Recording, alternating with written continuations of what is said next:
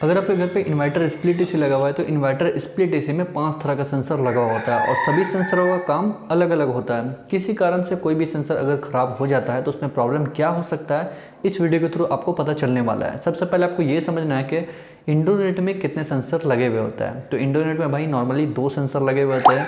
एक आपका room temperature sensor होता है, दूसरा हमारा कोयल टेम्परेचर सेंसर होता है। सेंसर किस तरह का दिखता है वो आप सबसे पहले यहाँ पे देख लें।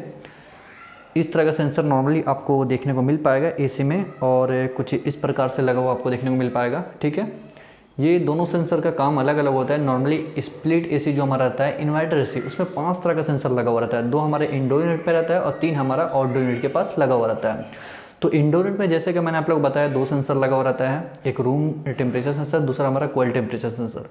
कोयल टेम्परेचर सेंसर के बारे में सबसे पहले आप समझिए कि कोयल टेम्परेचर का काम क्या होता है। नॉर्मली कोयल टेम्परेचर का काम हमारा ये है कि उसमें जो कूलिंग होता है उसे वो सेंस करके पीसीबी को ऑपरेट करता है, पीसीबी को बताता है, उसी प्रकार से पीसीबी अपना काम करता है।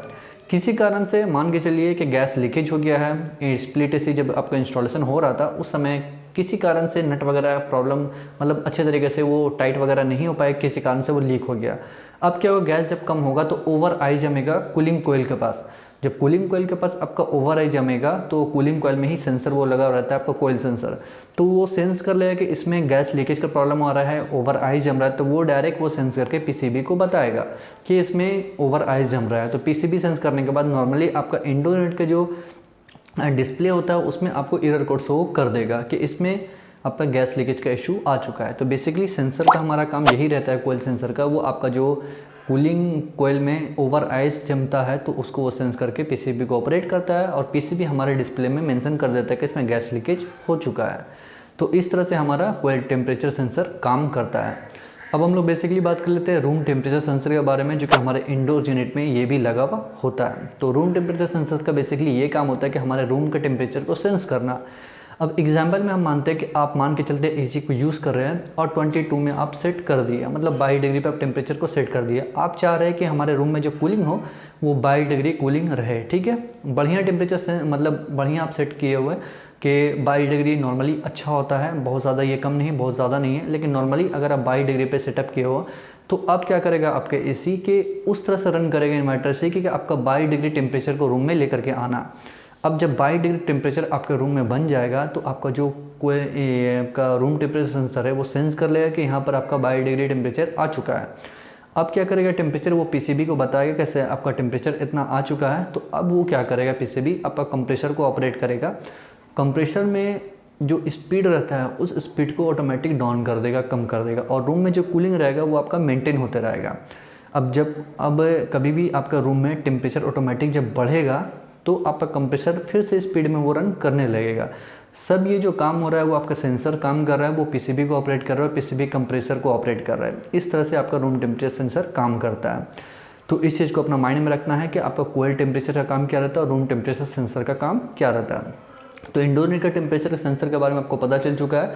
नॉर्मली जिस तरह से मैंने आपको बताया सेंसर बेसिकली इसी तरह के होते हैं भाई, इस तरह का टेम्परेचर आपको सेंसर दिखेगा, और एक रूम टेम्परेचर सेंसर होता है जैसे कि मैंने आपको अभी स्टार्टिंग में देखा है। अब हम लोग बात कर लेते हैं ऑर्डिनेट में जो सेंसर लगा हुआ होता है। तो ऑर्डिनेट में सेंसर आपको 3 तरह का देखने को मिल पाता है और तीनों का काम अलग अलग होता है। सबसे पहले हम लोग बात कर लेते हैं एम्बिएंट टेम्परेचर के बारे में।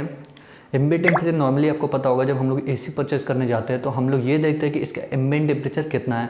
किसी का 52 डिग्री रहता है, किसी का 54 डिग्री रहता है। इस तरह का हम लोग को एम्बिएंट टेम्परेचर अपने एसी में देखने को मिल पाता है। तो अब एम्बिएंट टेम्परेचर जो सेंसर लगा हुआ रहता है बेसिकली ऑडियो यूनिट के बैक साइड में आपको दिखेगा, कंडेंसर के पास वो लगा हुआ रहता है।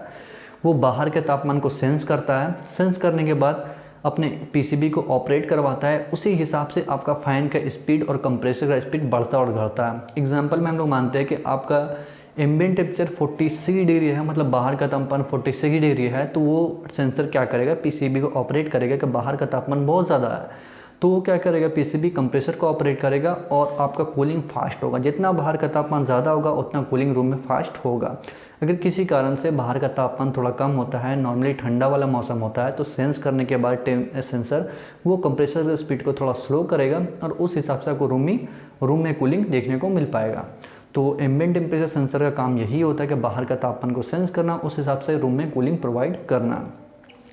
अब हम लोग बात कर लेते हैं किसी कारण से मान लीजिए आपका एम्बिएंट टेम्परेचर सेंसर अगर ख़राब होगा तो आपको जो प्रॉपर जो कूलिंग होता है रूम में उस तरह से आपको देखने को नहीं मिल पाएगा। और डिस्प्ले में आपको मेंशन कर देगा बार बार कि इसमें आपका ओवर हीटिंग हो रहा है, जैसे कि बैक साइड में जब आपको कंडेंसर रहता है वो आपका ओवर हीट होगा, ओवर हीट करने के बाद आपका कंप्रेसर ट्रिप करने लगेगा। तो नॉर्मली आपको डिस्प्ले में एरर कोड शो करने लगता है कभी भी एम्बिएंट टेम्परेचर ख़राब होता है तो। अब उसके बाद हम लोग बात कर लेते हैं डिस्चार्ज सेंसर के बारे में कि आपका जो डिस्चार्ज पाइप होता है जो कंप्रेसर के पास लगा हुआ रहता है वो आपका हीट सिंक को सेंस करता है। डिस्चार्ज पाइप में बहुत ज़्यादा हीट के साथ गैस मतलब रन करता है उस समय, तो क्या होता है कि हमारा जो सेंसर होता है वो हीट सिंक को सेंस करता है। अब हम लोग मान के चलते हैं किसी कारण से वो टेम्परेचर सेंसर अगर ख़राब हो जाता है तो ओवर हीट होगा। ओवर हीट होने से क्या होगा कि जो सेंसर हमारा रहता है वो पीसीबी को ऑपरेट करेगा कि यहाँ पर बहुत ज़्यादा हीट सिंक आ रहा है, जिसके कारण से क्या होगा जो हमारा कंप्रेसर होता है पीसीबी ही उसको ऑपरेट करके बताया कंप्रेसर को स्पीड को स्लो करना है, क्योंकि यहाँ पर टेम्परेचर बहुत ज़्यादा हो रहा है, बहुत ज़्यादा हीट हो रहा है। तो सेंसर का काम यही रहता है कि सेंस करके बताना है पीसीबी को कि नॉर्मली इतने हीट में काम हो रहा है या नहीं हो रहा है। अगर ज़्यादा होगा तो आपका जो कंप्रेसर का स्पीड है ऑटोमेटिक डाउन होगा।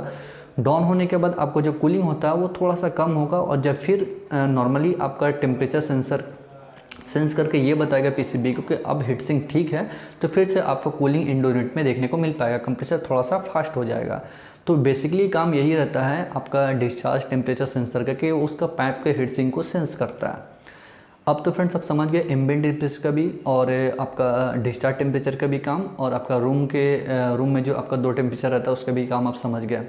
अब लास्ट हमारा जो टेम्परेचर सेंसर होता है वो हमारा आता है लिक्विड लाइन टेम्परेचर सेंसर, जो कि आपका लिक्विड को सेंस करता है। अब किसी कारण से समझिए आपका कंप्रेसर ट्रिप कर रहा है, तो हो सकता है उसके कंडेंसर जो रहता है उस कंडेंसर में बहुत ज़्यादा गंदगी आ चुका है, या फिर ऐसा होता है कि बहुत ज़्यादा वो किसी कारण से ब्लॉक हो गया है, या फिर उसको हवा का फ्लो निकलने के लिए समय नहीं मिल पा रहा है, सही तरीके से ऑपरेट नहीं कर पा रहा है। मतलब बेसिकली कंडेंसर का अगर प्रॉब्लम होता है, या फिर हवा का फ्लो जो स्पीड रहता है फ़ैन का स्पीड वो कम और ज़्यादा अगर होता है, तो लिक्विड लाइन टेम्परेचर सेंसर रहता है तो वो सेंस करता है बेसिकली कि ये अगर प्रॉपर काम कर रहा है तो आपको वो इंडोर यूनिट में कोई भी एरर कोड शो नहीं करेगा, ना ही आपका कंप्रेसर ट्रिप करेगा अगर प्रॉपर काम कर रहा है। तो अगर किसी कारण से कंडेंसर में गंदगी हो गया, जाम हो गया, कंप्रेसर ओवरहीट होकर ट्रिप कर रहा है, तो टेम्परेचर सेंसर डायरेक्टली पीसीबी को ऑपरेट करेगा, पीसीबी को वो बताएगा कि यहाँ पर जो आउटडोर यूनिट का कंडेंसर है वो ओवरहीट हो गया है, जिसकी वजह से क्या हो रहा है कि हवा का फ्लो प्रॉपर नहीं आ पा रहा है। और क्या करेगा आपका जो पीसीबी रहेगा वो बार बार कंप्रेसर को ट्रिप कराएगा, बार बार उसे बंद करवाएगा। अब टेक्नीशियन का बेसिकली काम यही रहता है कि एरर कोड को समझना कि एरर कोड क्यों और किस कारण से आता है। उसके बाद जो वहाँ टेम्परेचर सेंसर लगा हुआ है बेसिकली जो हमारा लिक्विड लाइन का टेम्परेचर सेंसर, उसको चेंज करना, या फिर वहाँ पर चेक करना कि कंडेंसर वगैरह में बहुत ज़्यादा गंदगी आया ही नहीं आया है। और दूसरा चीज़ कि फ़ैन का जो स्पीड है वो कम और ज़्यादा हो रहा ही नहीं हो रहा है। तो यही कुछ कारण की वजह से आपका लिक्विड लाइन टेम्परेचर सेंसर का प्रॉब्लम आता है। और जब आपको इस तरह का एरर कोड शो करे तो आप समझिए कि हमारा लिक्विड लाइन टेम्परेचर सेंसर में कुछ प्रॉब्लम आया है, या फिर कंडेंसर वगैरह में कोई इशू है जिसके वजह से इस तरह का हमें एरर कोड शो कर रहा है।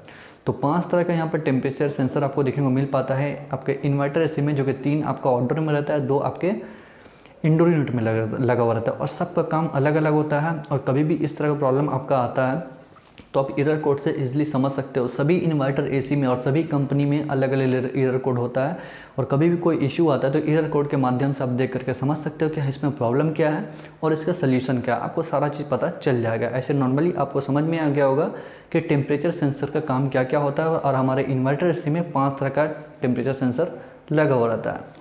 उम्मीद करते हैं वीडियो आपको काफ़ी पसंद आया होगा, इससे आपको अच्छा खासा नॉलेज मिला होगा कि इन्वर्टर सेंसर में क्या क्या काम होता है और किस तरह से ऑपरेट होता है। मिलते हैं नेक्स्ट वीडियो में, तब तक के लिए बाय फ्रेंड, वंदे मातरम, जय हिंद।